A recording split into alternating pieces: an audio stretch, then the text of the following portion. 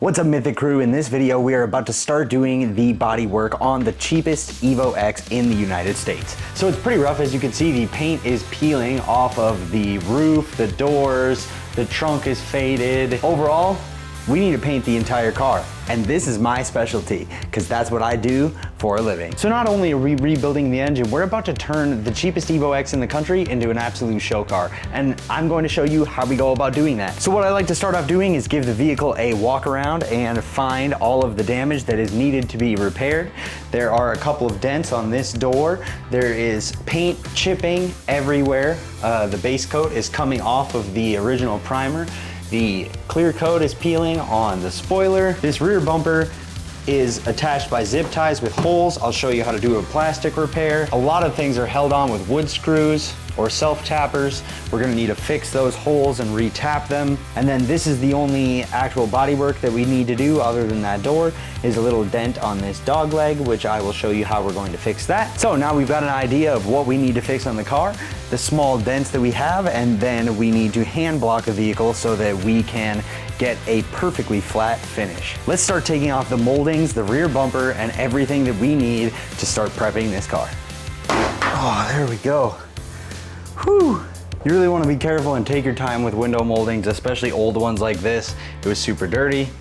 And it's just holding it on really, really tight. But if you bend it, you gotta get a new one. So some of you might ask, why did we have to remove that? You've probably seen people put tape over it and just paint the car with those on. If we were to leave that and tape up against that, the paint would not go all the way around the edge and get a mechanical adhesion with this part of the vehicle.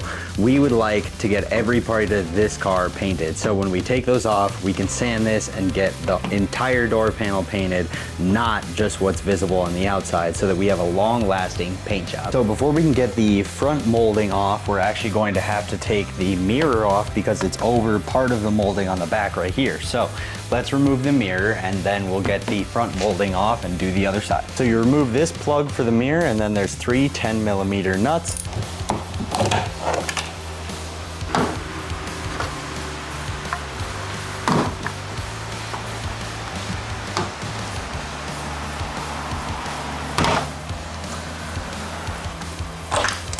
Now again, you may have seen people paint and just tape around something like that and ask, like, why are we taking that off? Well, you can see that edge is laying and the paint would never get inside of here and it wouldn't go all the way to the edge. When you don't paint all the way around an edge of a piece of metal, there is a good chance that it'll start peeling up later on. So we gotta take off every piece we can and make sure that all of the edges are exposed. There we are.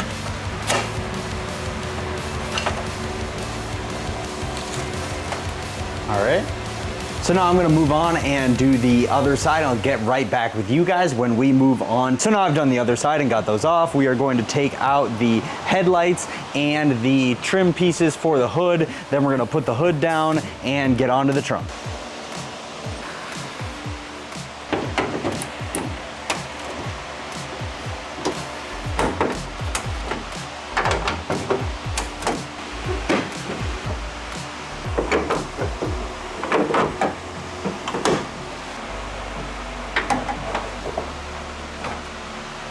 All right, so for the taillights in the trunk, there's just one plug. Then there are 2 10mm nuts. There we go. Now the spoiler is supposed to be 2 10mm on each side, and then a clip right there. This side, unfortunately, someone put a self-tapping screw right here that fell out. So now it's already coming up. So spoiler now removed. Now we've got all of the taillights out. Now it is time to get the bumper off the car. We've got this screw out of here. I just want to reiterate again that under no circumstances should you ever use a self-tapper screw on a car. There are solutions that can be found to the problem that are not using self-tapping screws and ripping holes into your car. All right, bumper removed. All right, now that we've removed everything, we can start the body work on the car. We've got a pretty good dent right here in the dog leg, as you can see. It's really important that you always wear PPE when you're going to be grinding off any paint. You also want to make sure that your shop has proper ventilation and that you wear a respirator when there's going to be any amount of paint in the air, even when you're grinding or when you're spraying. So first, we're going to take our wire wheel and put it onto our Milwaukee here so that we can grind off all the paint.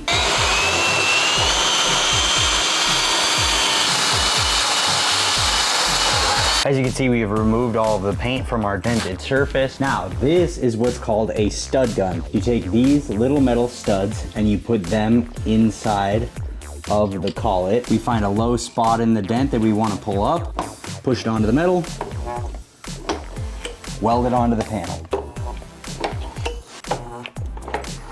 Now that we've welded the studs onto the panel, we're going to use a slide hammer to pull out the metal. All right, now I've got you a really good side view of the dent so you can see the dip in the metal, and you'll be able to see the metal move when we go to use the slide hammer.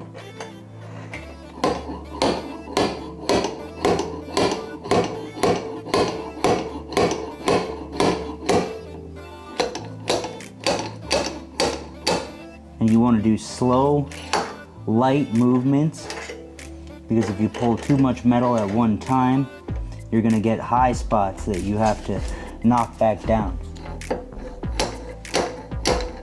Now I can feel that the surface is flat. We pulled out the dent very nice. Now we have to take these off. So if your studs melt too far in like mine did, you're going to have to score the area right above the head and break off the tip, and then we'll have to grind this surface flat. Now we're just gonna take our Dremel with a little bit of 80 grit on the rotor and grind these up.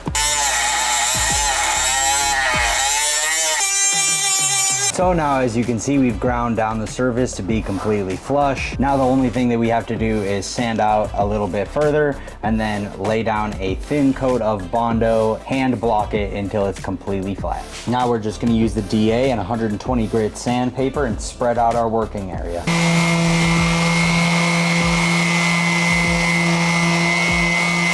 Now, as you can see here, the multiple different layers, this car has been painted before, which is probably why it's peeling. It's not the factory finish anymore. Now that the surface area has been prepped, we are going to take some U-POL Gold filler and lay a light coat onto here after we mix it with the hardener at a rate of around 3%. So usually at this point, I like to border where I'm going to lay the Bondo with tape just so I can have a clean spread and not have to sand that down extra later.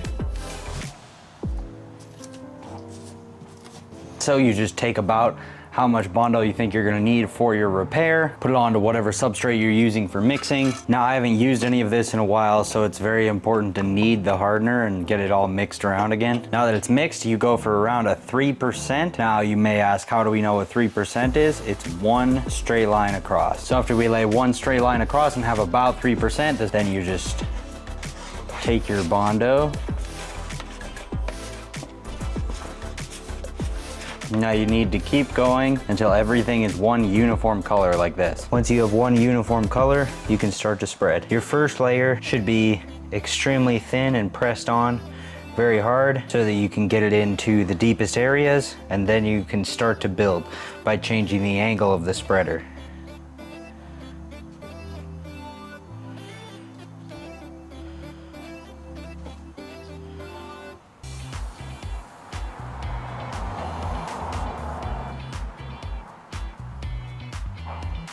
Now, when you're up against a panel that you don't want to sand, like I don't want to sand this rocker, there's a few different things you could do. You can lay down sticky sandpaper, or you can use foil tape like this and lay a couple layers so that when you're sanding, all you do is scratch the foil tape and you don't scratch the panel that you're working up against. It doesn't matter as much because we're gonna be prepping and painting this anyways, but this is a good example to show you. All right, now I'm going to take my 120 grit sandpaper and my hand block, and we're gonna start blocking this out to make it completely flat. Also, don't forget that you do need to wear a respirator when you're sanding on Bondo. That dust going into the air, it's extremely bad for your lungs.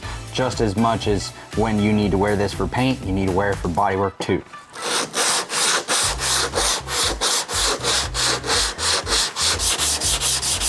All right, now you can see that the surface has become smooth. I can feel that with my hand, both on the back side, the inside of the jam, and the flat of the surface. But we still have the tiny striations or scratches from when we were blocking with the 120. So we're gonna take 240 and then we're gonna hand block with 240 and put it on the DA, then DA.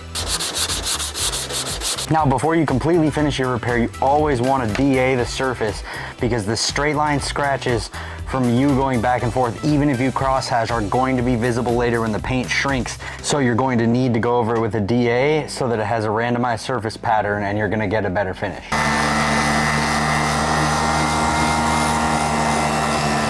So now we take a look at the surface, and if we see any small imperfections, that's when we take glaze, which is a thinner form of Bondo, and we'll put it into the smaller imperfections.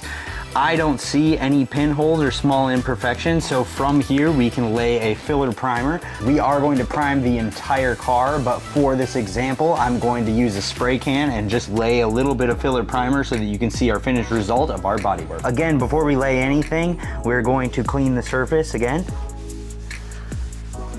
Then what we're going to do is backmask the inside of the wheel arch. And after we do that, we're going to take some masking paper and lay it on the inside. Now we can take our primer filler, which is a direct to metal primer, so that we can put it over these direct metal spots and we can spray it over our repair.